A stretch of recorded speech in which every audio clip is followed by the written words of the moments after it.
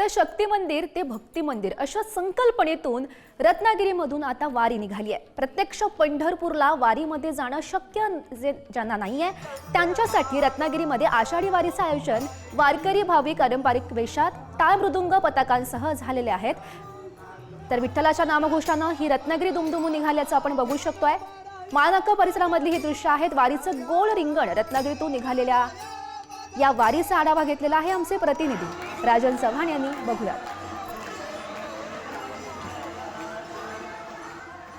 वारकरी संप्रदायासाठी जिव्हाळ्याचा विषय म्हणजे आषाढीची वारी आणि याच आषाढीच्या वारीसाठी प्रत्येक वारकरी हा वर्षानुवर्ष वाट पाहत असतो आणि भक्तिमय वातावरणामध्ये तल्लीन होण्यासाठी हा आतुर झालेला असतो। परंतु प्रत्येक जण हा आषाढी वारीसाठी जाऊ शकत नाही आणि हीच संकल्पना राबवण्यासाठी आता रत्नागिरीमध्ये शक्ती मंदिर ते भक्ती मंदिर अशी संकल्पना या ठिकाणी केलेली आहे। आपण दिवसातून पाहिलं तर मारुती मंदिर ते रत्नागिरीच्या विठ्ठल मंदिरापर्यंत ही वारी जाणार आहे आणि या वारीमध्ये सर्वच या ठिकाणी समाजातील बांधव आणि भगिनी या मोठ्या उत्साहामध्ये सहभागी झालेले आहेत। आपण जर पाहिलं तर रत्नागिरीमध्ये ही निघणारी सकाळपासूनची वारीमध्ये सर्व भक्त अतिशय तल्लीन झालेले आहेत आणि याच संदर्भात बोलण्यासाठी आपल्याजवळ आयोजक आहेत।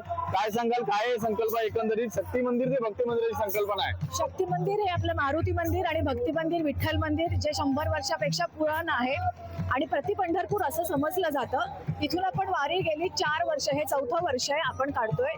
सगळ्या हिंदू भाविकांनी एकत्र यावं आणि विठ्ठल नामाचा गजर करत जावं यासाठी आपण ही वारी सुरू केलेली आहे। राजन चव्हाण, पुढारी न्यूज, रत्नागिरी।